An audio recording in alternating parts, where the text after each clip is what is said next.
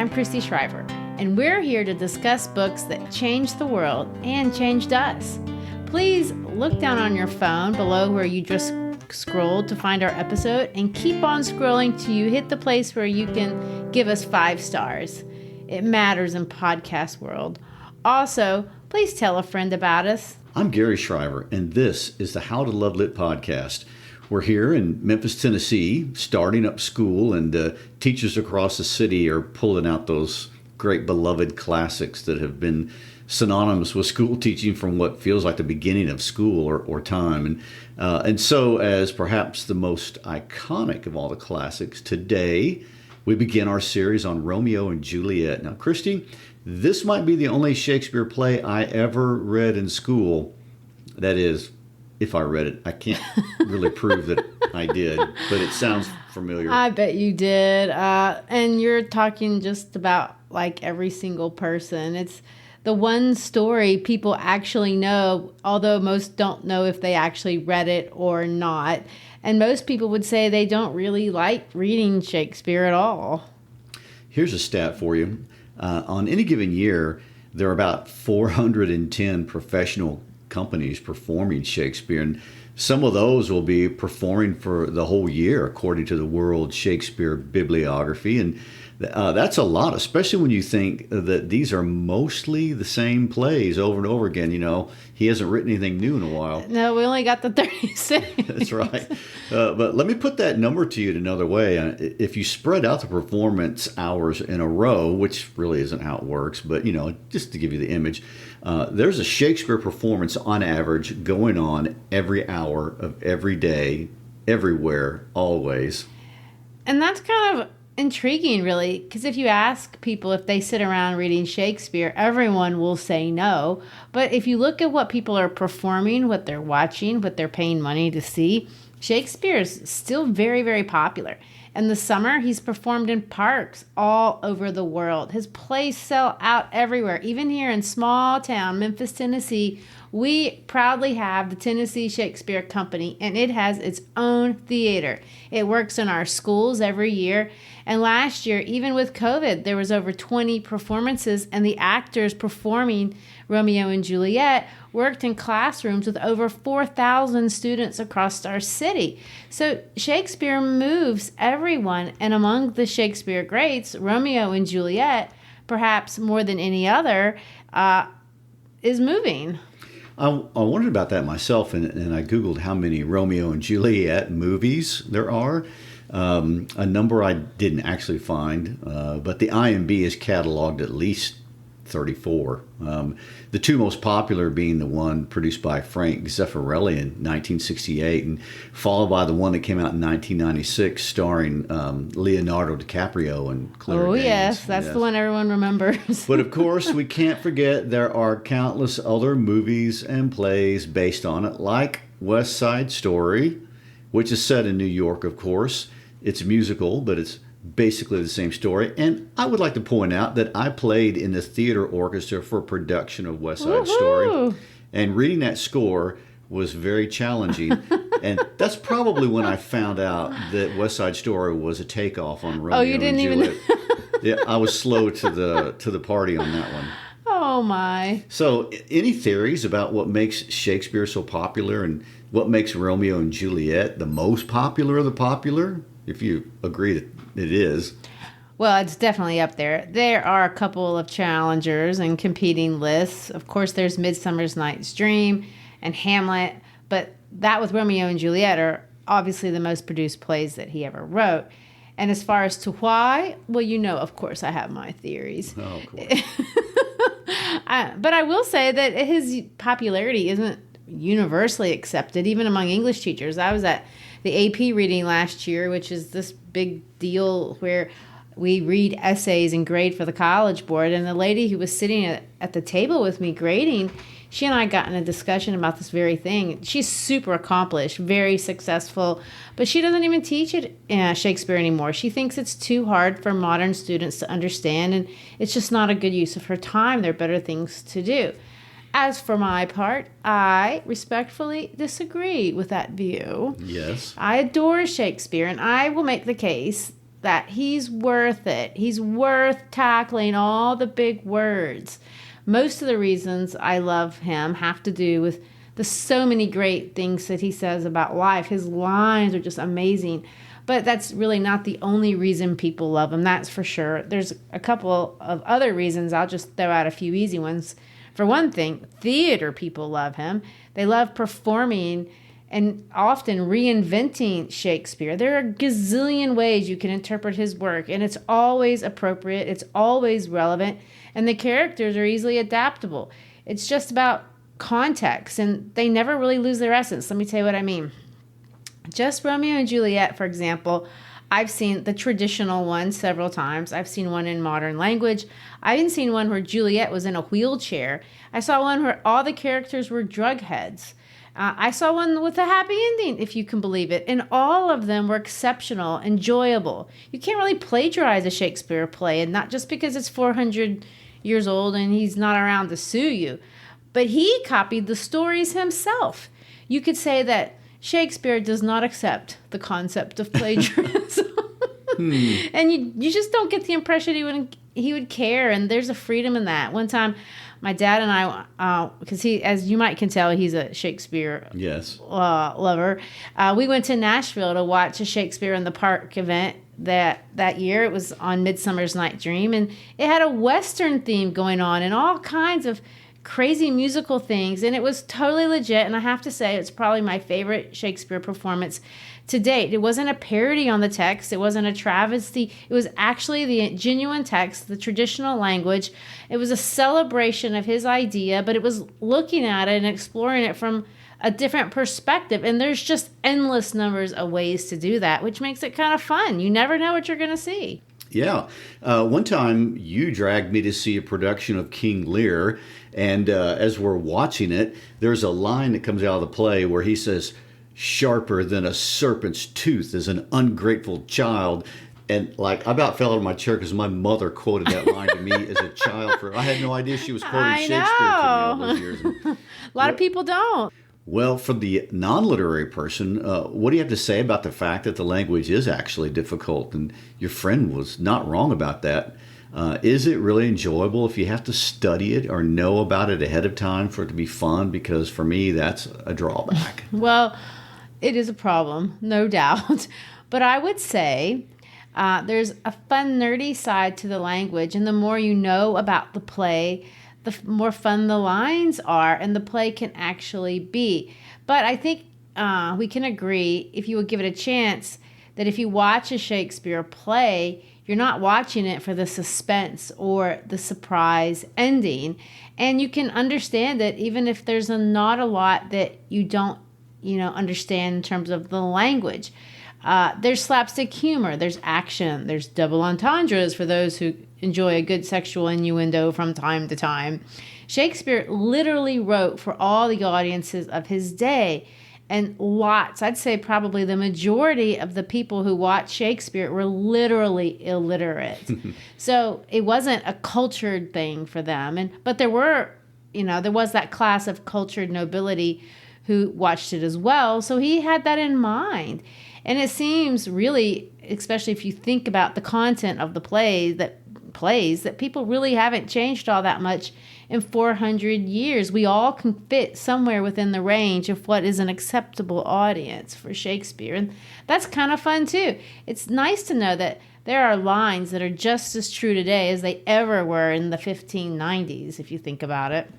So Shakespeare asks questions about love and death. That's what we're going to see here. He says things we say or think, but he says them in a pretty way. And I know that sounds somewhat unbelievable, but I don't get tired of teaching Shakespeare plays, and mostly it's for the lines. I don't teach them every year, but years that I do, I have to read out loud the same lines 6 times a day. And I really enjoy it, and I'm not that intellectual, I promise. It's just the words can move you. They have layers, and I've seen them move students from small town Arkansas, age 14, all the way to sophisticated doctoral professors at the Globe Theater. So there is a range. There is. And I want to say a thing about Shakespeare's lines. One of the greatest things I've ever seen is the Shakespearean insult daily calendar. I mean, when I spent a year reading the insult lines from his plays, I thought, this is amazing. Anyway, but I do have to be honest. I mean, I'm reading these with you for the first time. And since we're just getting started, you're going to have to make this case for me. And although you keep trying to persuade me to stick with the original text, I am very thankful for the good people at No Fear Shakespeare. They Americanize it enough that I can grasp it. I know it's a little bit of a sacrilege, but I think I can bring you around. So before we swing all the way down to Verona, Italy, and the land of love, and I know we need to hurry because we need to get to the text, I do think we should take a slight detour and talk briefly about Shakespeare's life, which we did not do when we read Julius Caesar because we were busy talking about Julius Caesar's life. So without getting too into the weeds, give us a little bit of the life and times of William Shakespeare, if you don't mind. Honestly, it's super surprising considering how legendary he is that he's really a mystery. Some people think he didn't even actually exist. I know there is that conspiracy, but I just don't buy it. And the main reason is my father and I, which I told you, is a lover of Shakespeare. Well, he took me one time on our little Shakespeare vacation, and we went to London, we went to the Globe, then we went to Stratford-upon-Avon, and we saw the house where he was born in. We saw the fancy house. Well, the house isn't there, but we saw where it used to be that he lived in as an adult. We saw We saw the home where his daughter lived, and this really proved it for me. We saw his tombstone. I left thinking, I think he really was a living person. Well, I hope so, because in the study of my ancestry, I have I have a link back to Stratford-upon-Avon. Oh, you do? Yes, I'm a descendant of an individual that was a godparent to his children. Well, there you go. If he even existed at all. He existed. There's no doubt. Okay. Well, there is a conspiracy theory, but I'll let people Google that. The fact remains that we know very little of any certainty about this man except for a few basic historical documents. And we know that he was born on April 23rd in 1568 in a small town called Stratford-upon-Avon to a man named John Shakespeare, a relatively successful wool dealer, and to a woman named Mary Arden, who supposedly was of noble birth, but that's all we know about her. We don't know much about his education, his youth, or childhood, and there is one scandalous rumor that he got into trouble for hanging out with some local hoodlums and got into trouble for deer stealing. Oh, dear. Ah, that's a pun. And so if you can steal a deer, I have respect for you. Apparently he wasn't good. He got caught. Oh, well. Maybe it's an indication that he's as mischievous as some of his characters. Probably so, because you know what we like to say, writers write out of their experience. Okay, we do know for sure that he married Anne Hathaway before he was even 18. A girl 7 years older than he was, but we don't know for sure if there was true love. Yeah, there's been a lot of speculation that they didn't have true love, and I have my doubts myself. In his will, he left her his second best bed. It's an insult. Which I don't know what that means, but it doesn't sound nice. And of course, there's the famous lines from Twelfth Night where he says, "Let still the woman take an elder than herself." Then he goes on to explain it. "So wears she to him, so sways she level in her husband's heart. For boy, however, we do praise ourselves. Our fancies are more giddy and unfirm." In other words, the men's fancies are giddy and unfirm. More longing, wavering, sooner lost, and worn than women's are. Then let the love be younger than thyself, or they affection cannot hold the bent. Seeming to say you'll get tired of the older women. It's quite insulting, especially to us modern types. Especially. And there's a detail that she lived in Stratford and he in London for most of the years of their married life. True, but he did go back every year, and when he got rich in 1597, he did build her a really nice home there. So who knows? It's fun to speculate, and I don't think Shakespeare would mind at all. In fact, I know he'd probably really love the rumors. At least we get that impression. Oh, he would love the rumors for sure. And it's just amazing that a man who enjoyed the favor of Elizabeth I and then James I, never mind many other extremely important people, would have such little documentation about his life. His signature is on a couple of deeds, on a mortgage, on his will, and that's about it. We don't really even know exactly what year he retired. We do know that he died on April 23rd, his birthday, ironically, in 1616, but not even really of what he died of. The record says this: Shakespeare, Drayton, and Ben Jonson had a merry meeting. They had a merry meeting. And it seems drank too hard. They drank too hard. Shakespeare died of a fever there contracted. A fever produced by drinking too hard. I don't know if a modern doctor would have given the diagnosis quite the same way, but Indeed. It is kind of funny and ironic that a man who made so many people happy died perhaps himself of happiness, if you want to think of it that way. Merriment.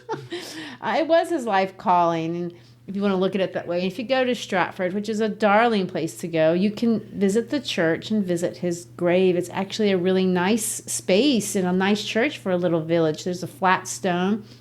It marks the spot where he's buried, and there are 4 lines that supposedly he wrote, and he says this: "Good friend, for Jesus' sake forbear to dig the dust enclosed here. Blessed be he that spares these stones, and cursed be he that moves my bones." So obviously he didn't want to be moved around after his departing. Okay. Well, it seems no one wants to challenge or risk getting involved with that Shakespearean curse. And there was some discussion at one point of moving him to Westminster Abbey, but that didn't happen. At one point, they were renovating a church, and there was a place where the earth caved in and created this big problem because someone could have gotten to the bones, and no one wanted to risk getting the Shakespeare curse. So the sexton watched over the hole in the ground for 2 days until they could finish the repair and seal the ground properly and not let Will get out. It's kind of a funny story. But it speaks to the allure, the romance, the myth, the aura that is Shakespeare. So I guess we've made enough ado about his life. And let's get on to the play. Romeo and Juliet actually is one of his earlier plays. It's interesting for us to watch. You know, if you look at the order of which he wrote his plays, that his plays really do kind of grow up with him. His earlier plays are light, lots about love. They tend to be more fun, more comedy, except Titus Andronicus is a very tragic play. But I don't know there's a bit of humor in that too, because literally they murder someone and put their body in a pie to be eaten. So I don't know how you take that too seriously. Yeah, you thought that was thought up by a Criminal Minds episode. Well, almost all of his first 25 plays are comedies. So it could have been that he was just growing up and getting more serious or maturing. But what we actually see that in his personal life, he experienced some real tragedy, and a kind of shadow fell on him, especially when his son died. So the same man who says, "A rose by any other name would smell as sweet," later on in his life questions existence himself with to be or not to be. That's the question. His greatest plays, his most mature plays, of course, are the great tragedies: Othello, Hamlet, King Lear. He wrote all of those, of course, later in life. But Romeo and Juliet doesn't fall in that group. It's an early play, and it's far lighter, even if it is a comedy. It's actually a comedy. It's a tragedy. But my point is, it's kind of a half comedy. And I think many scholars agree it has this comedic feel to it until about halfway through, and we see Tybalt's death. And then the kind of lightheartedness that characterized the first half of the play goes away. Well, of course, it won't go another way. I'm not sure there's a story that's more recognizable. We all know it's going to end badly, and even of those of us who slept through most of the classes where we read it, everybody knows the story. So true, but it doesn't take away from any of it. In some sense, it's kind of comforting and unstressful to know that they're going to die at the end. I mean, there's a sense that that's true. There's nothing worse, if you think about it, than you're watching a show, you get really attached to a character, you fall in love with them. This happened to me when I watched Downton Abbey.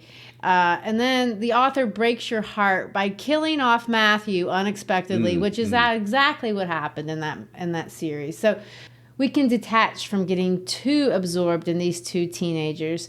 Shakespeare writes the play in such a way that even if you didn't know the story beforehand, you will know the story before the play begins, because he gives us a 14-line spoiler right at the beginning that tells you everything that's going to happen before the very first characters walk into the scene. Which to me seems a little risky for a writer. I mean, was it different back in the day? Did people like to know the ending like the Greeks did? I mean, because most of us get really annoyed when a movie trailer gives away the whole movie. In fact, I always think if a movie producer thinks he needs to tell you the whole movie in a trailer, if you just see it, then the movie must not be worth watching. I agree with that. And that is a good question. And of course, the prologue, which was you're talking about, Gary, Shakespeare does tell us the whole story, and we're going to read it in just a minute. But even if there not had been a prologue, people did know the story. It was a well-known story even at the time. The original creator of the story was an Italian man named Matteo Bandello. But Shakespeare's source was not the original Italian writer, but an English translator who translated things from Italian to English by the name of Arthur Brooke. And he had written this as a popular poem called The Tragical History of Romeo and Juliet. And he published it about 30 years before Shakespeare wrote his play version. And there were other versions besides that one. So that aside, there seems to be, besides just the fact that people really already knew the story, there is, in fact, thematic reasons for telling us the whole story before you let us watch the story.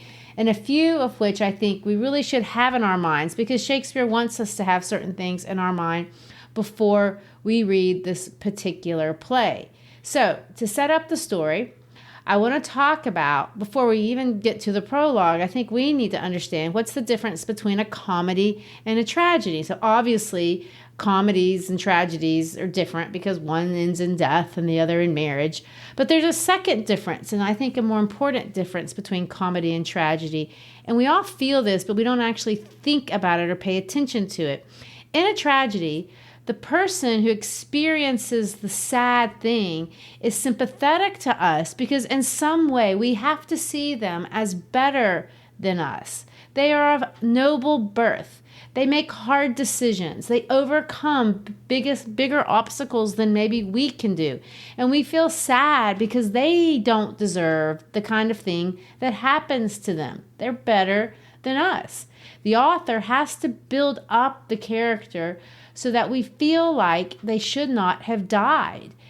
We think of this, the best example that I can think of would be not a play, but the story of Abraham Lincoln, which is actually real life. Why was that so tragic? Why was it a great tragedy? Well, because he was a great man. He had just done a great thing, and his life was cut off too short. It's tragic.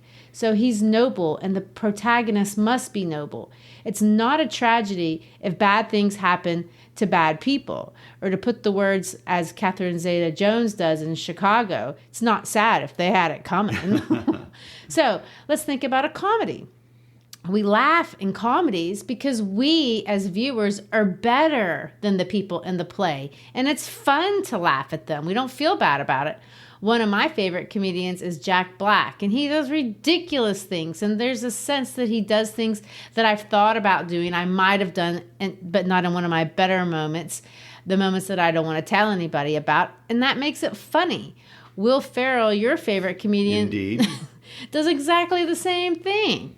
He's absolutely ridiculous. And in some sense, every viewer finds him funny because they can see themselves in the character that he's creating for us on the screen. So yet we're still better than yes, you're better than the goofballs that he's portraying in Talladega Night or any of the other onslaught of goofy films. Shakespearean versions of Talladega Nights. Oh, can you imagine? Ricky Bobby. Yes. Well, what's unique about Romeo and Juliet is Shakespeare makes half comedy, half tragedy at the beginning of the play. And pay attention to this, because Shakespeare goes to a lot of trouble of pointing this out specifically with the character of Romeo.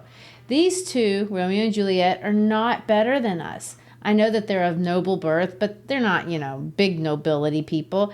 The first scene of the play, we're laughing at Romeo. In fact, not just us. The other characters are laughing at Romeo. He's ridiculous. He's a love-stricken teenager doing what we've all done in our worst, most embarrassing teenage moments, pining after the wrong girl. His friends make horrible fun of him, and the jokes are bawdy. They're inappropriate. So in a sense, we're better than he is, and we can laugh both at him and later on at Juliet for being so impetuous. It feels silly and something we've all experienced. Juliet, although it's more subtle, has been created also in this really extreme version. One thing to find interesting in Arthur Brooks' original version of Romeo and Juliet, Juliet is 16. Most of the versions of the day that Shakespeare was modeling his play after have her at 18. But when Shakespeare creates his version, he lowers her age dramatically, making this character very relatable. And she's sweet, she's innocent, she's endearing. But it's also kind of sweet, funny when they fall in love, as 13-year-olds might. However, by the end of the play, things have changed. And these characters, in some sense, have found their nobility. They've grown up. There's something heroic inside of them. They're forced to grow up through choices and circumstances of some of which were out of their control. And they didn't do very well. We'll talk about that later. But they did pursue the right kinds of things, maybe better than other people older than them were pursuing. And I'll show you what that means and how it's been inspirational when we get there. So I think it's worth thinking about that this is half comedy and half tragedy. Now, Romeo and Juliet, as you pointed out, is one of the few Shakespeare plays that has a prologue. There's only 6 plays that do. And Romeo and Juliet is the only one with the big spoiler at the beginning. Most of the prologues in Shakespeare plays are setting up the scenes and getting you prepared to see the story, not telling you the story. So this prologue is unique even for Shakespeare. And I think I've talked enough. So I'm going to pass off the word to the Bard of Avon to let him set up the rest for us. Okay, but one more thing. Why do we call Shakespeare the Bard? Where did that come from? Well, just so you know, it is a little contested. The Scots will tell you that Robert Burns is the Bard, but we have a podcast for that. But to talk about, he's definitely the Bard of Shakespeare, the Bard of Avon. But Avon is a little place, and he's outgrown it. There's an actor by the name of David Garrett, who said this: "For the Bard of all bards was a Warwickshire bard." And people have pointed to that line to say he's the poet of all poets, because bard means poet. So maybe that's where it came from. But honestly, it's another one of the mysteries. More myth. Okay, well, read for us the prologue. 2 households, both alike in dignity, in fair Verona, where we lay our scene, from ancient grudge break to new mutiny, where civil blood makes civil hands unclean. From forth the fatal loins of these 2 foes, a pair of star-crossed lovers take their life, whose misadventure, piteous overthrows, do with their death bury their parents' strife. The fearful passage of their death marked love, and the continuance of their parents' rage, which but for their children's end naught could remove, is now the 2 hours' traffic of our stage. The which, if you with patient ears attend, What here shall miss, our toil shall strive to mend. Whew, well, there's a lot there. In fact, all the major themes are buried in that prologue, and we'll take those one episode at a time. But the first thing to say is that the prologue is written as a sonnet. Now, that means a lot of things, and I'm sure we'll do more podcasts on sonnets in general. And if you're interested, we already did one on Ozymandias by Percy Shelley. But what to take away for here is sonnets are really regimented. There's lots of rules that you have to follow to write a sonnet. And that's one thing that connects them to what this play is about. For starters, remember how you just called Shakespeare the bard? Well, he considers himself a poet. And remember what poets do? They use structure, they use punctuation, and they use all the details of every word to lead you to their main idea. Well, this play is about love, like sonnets are about love. Sonnets are from Italy, by the way, just like our play. That might be taken about too far. But Romeo and Juliet is about the rules of love, but it also is about what happens when you break the rules of love. So if we just take a cursory look at the words, look at all the contrasts in this sonnet. There's a lot about love, but there's also a lot about death. Look at that. There's a grudge and misadventure, a death-marked lodge, rage, toil. But under the all the bad things that you see, all the words, negative words that are in the sonnet, it's still a sonnet. So it's still about love. The word love itself is uttered 128 times in this play. I will say mostly by Romeo. But Juliet carries her fair share, and there's no doubt. This is a play about the nature of love. And not just any kind of love. We're not talking about love of country or love of God or even mother's love. We're talking about the good stuff. Eros, to use the Greek word, romantic love. Another point to make, just talking about structure, is that this whole play, the whole thing pretty much, is written in blank verse. What does that mean? It means it's written in iambic pentameter. So just like the sonnet, ba-dum, ba-dum, ba-dum. Two households, both alike in dignity, ba-dum, ba-dum, ba-dum, ba-dum.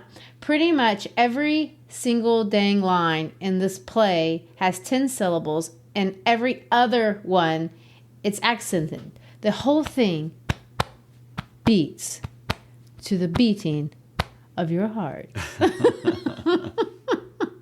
It's very sweet. It's also sweet that this play is set in the beautiful Italian city of Verona. What a romantic setting. Tell us about that. Of course, I'll tell you about it, although you're the one who's been there. It's one of the most romantic cities in the world, and it's a setting for not one, but two Shakespeare plays. Even though the town isn't all that large, today 250,000 people call it home, and about the same size as Venice, if you want to compare it to something. Also, like Venice, people flock there literally by the millions. It's in northern Italy, about halfway between Milan, a larger city, and the center of the fashion world, and Venice, the city with all the canals, another one of the world's most romantic places, as well as another setting for a different Shakespeare play, which is called A Merchant in Venice. But what's fun about the whole Verona thing is that the town has a kind of magic about it that in part has to do with Romeo and Juliet, although even without all the magic of Romeo and Juliet, it has its own amazing story. There's actually a very large Roman amphitheater there, and it's fairly well preserved, and they have outdoor operas there every year, and as many as 15,000 people can fit inside. But of course, what it's most famous for, at least for Americans, but I think for lots of people around the world, is Juliet's house. Well, I have to be honest. That's why my daughters and I wanted to go there. We'd seen that lovely movie, Letters to Juliet.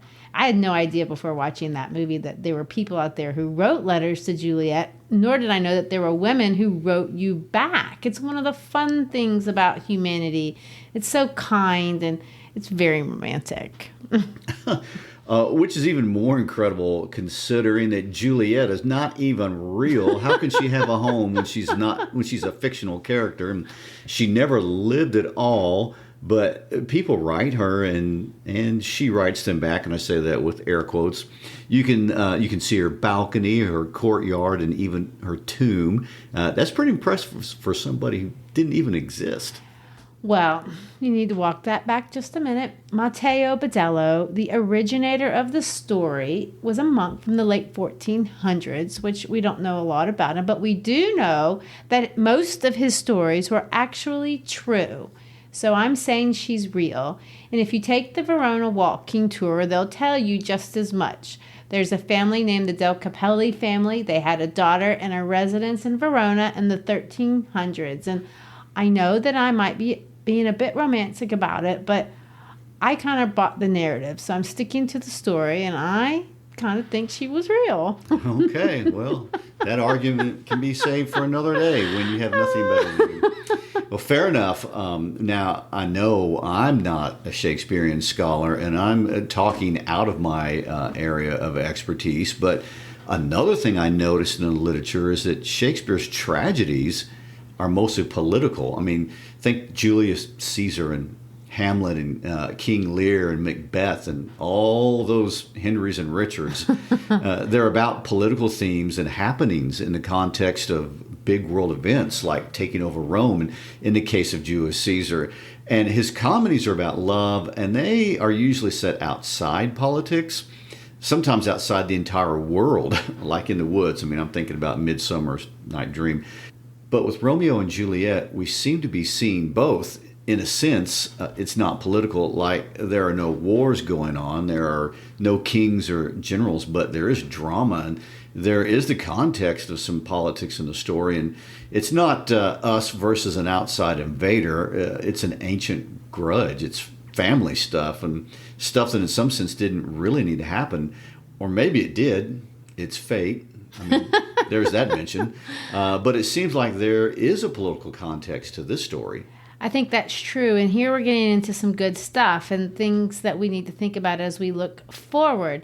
At the time of Shakespeare, love and marriage looked very differently than it did today. And in a sense, love was political. Gary, tell us a little bit about how Shakespearean audiences would have thought about marriage and love in a political sense during their day.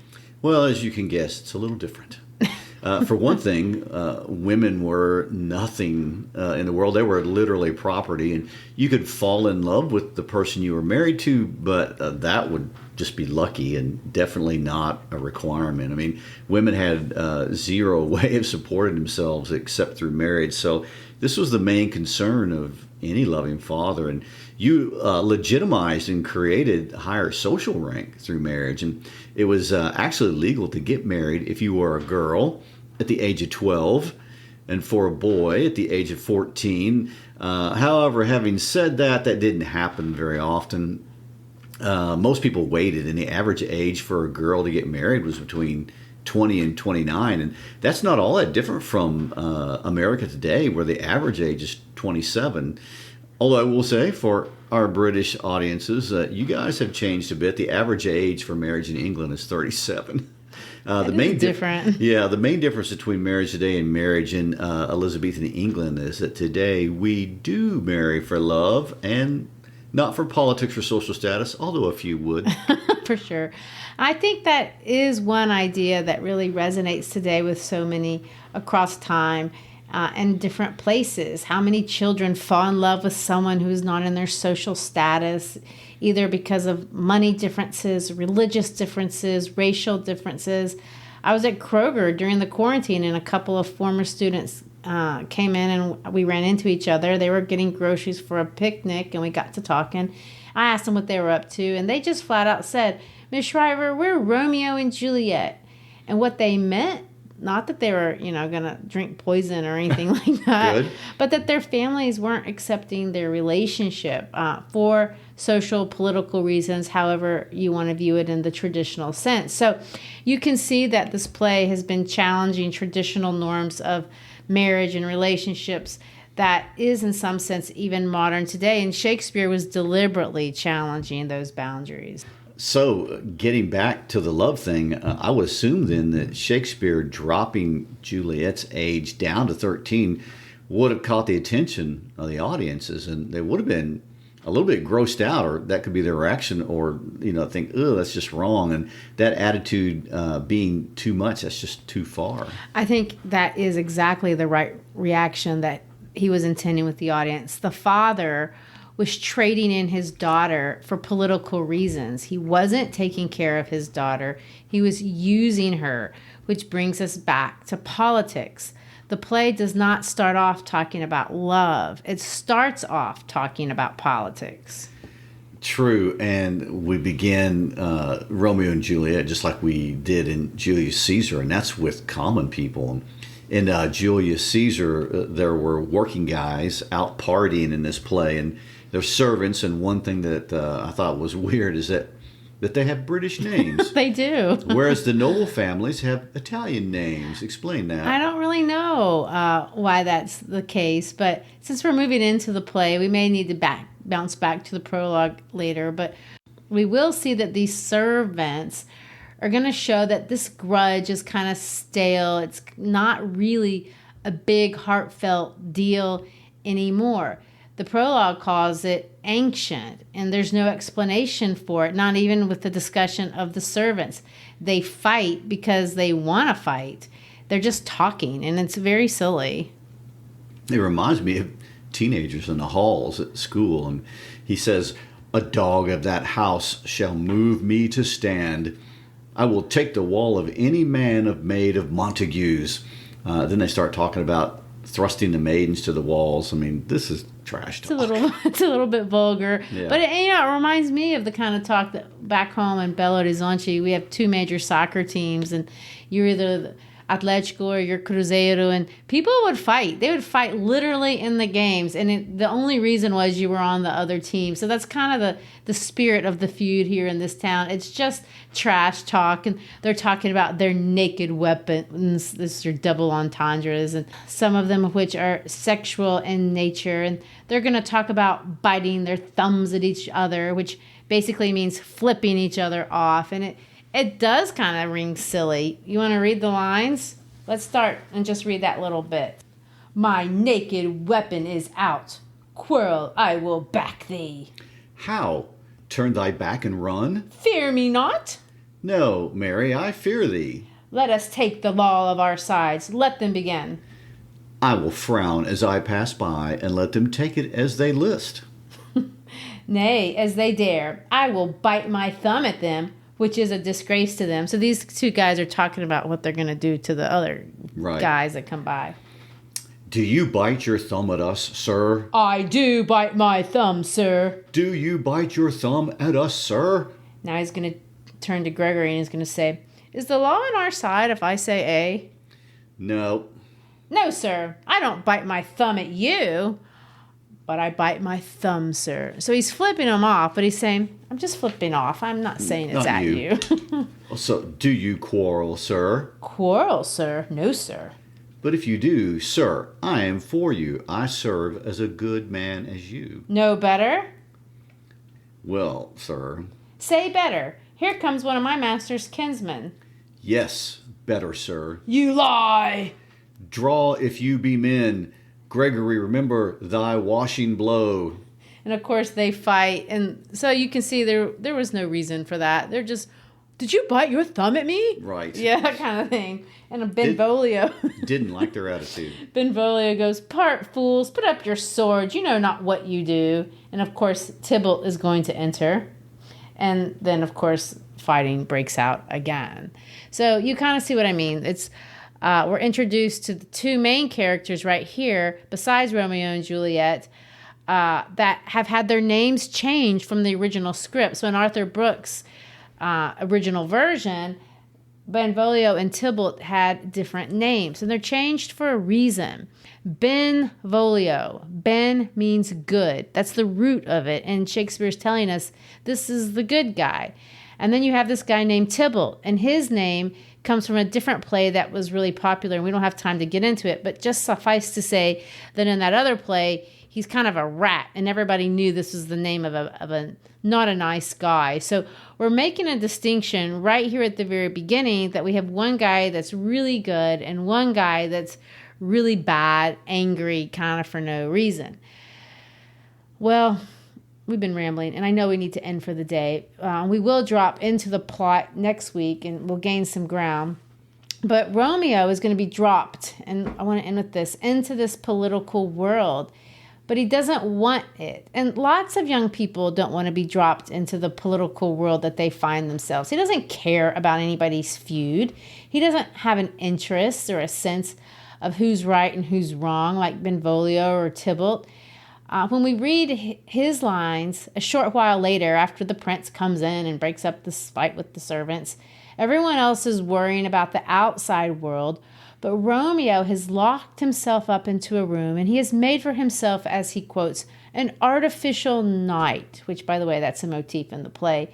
But he's in the dark, hiding away from everything, pining over his love for Rosalind, which, by the way, is a cousin of Juliet. He's all sad. Benvolio asks him what's wrong, and he has this to say. Let's read this. Alas, that love, whose view is muffled still, should without eyes see pathways to his will. Where shall we dine? Oh me, what fray was here? Yet tell me not, for I have heard it all. Here's much to do with hate, but more with love. Why then, O brawling love, O loving hate, O anything of nothing first create, O heavy lightness, serious vanity, misshapen chaos of well-seeming forms, feather of lead, bright smoke, cold fire, sick health, still waking sleep. That is not what it is. This love feel I that feel no love in this. Dost thou not laugh? So, of course, Benvolio's laughing. And what he's expressing is the feeling that people have when they have romantic love. There's so many oxymorons in there inside his heart. Brawling love, loving hate, feather of lead, bright smoke, cold fire, sick health. That's what it feels when you're 14 and in love. Read the other one. Read his next line. Why, such is love's transgression. Griefs of mine own lie heavy in my breast, which thou wilt propagate to have it pressed. With more of thine, this love that thou hast shown doth add more grief to too much of mine own. Love is a smoke raised with the fume of sighs, being purged, a fire sparkling in lovers' eyes, being vexed, a sea nourished with lovers' fears. What is it else? A madness most discreet, a choking gall, and a preserving sweet. Farewell, my cause. And so he is describing it. It's a smoke raised with the fumes of sigh. It's a fire sparkling. It's a sea nourished. It's a madness. It's a choking gall, a preserving sweet. And of course, this makes Romeo a comedic character. It's all the end of the world for him. And really, it's Rosalind won't sleep with him. That's what it boils down to. He says this: she is rich in beauty, only poor that when she dies, with beauty dies her store. Benvolio is going to say, she hath sworn that she will live chaste. And of course, Romeo is going to answer him and say, she hath, and in that sparing makes huge waste. It's such a waste for her to be chaste, in other words. For beauty starved with her severity, cuts beauty off from all posterity. She is too fair, too wise, wisely too fair, to merit bliss by making me despair. She hath forsworn to love, and in that vow do I live dead, that live to tell it now. Well, Benvolio gives him the best advice ever, forget about her. Romeo asks how, and he says, by giving liberty unto thine eyes, examine other beauties. And of course, scene one ends with them off to the chase. And the Barney character, if you like that show, How I Met Your Mother, let me get you a girl. True. And here's the point that I want to make by closing out today. Romeo's a kid. He's an average kid. He's not ambitious. He's clearly not super virtuous, as we can tell from those lines, but he's definitely not evil, and he's someone we can laugh at. But this, we're told in the prologue, is not going to be a comedy, and this story will not end in marriage. It's a tragedy. It's about someone who is noble, And so we have to ask, why do we love this play? Well, here's my thought. And I'm going to end this episode with this one. We love this play because one of the big ideas, and I want us to think about, and it pervades this whole play, is that there is nobility in all of us, no matter how we're born or our station in life. And there really is. And I think this is a true idea. But where does this nobility come from? And how do we awaken what's noble about ourselves? And somehow nobility is awakened in us with this connection to love. It is love. And in this case, eros, romantic love. And maybe it broadens out farther than that, but in this play it doesn't. It's eros that turns Romeo into a hero. We're just average, but we're in love. We can dream great things. We can fight great fights. We can stand up to great authorities. And in the end, we don't even care how it ends, because if it was for love, it was worth it.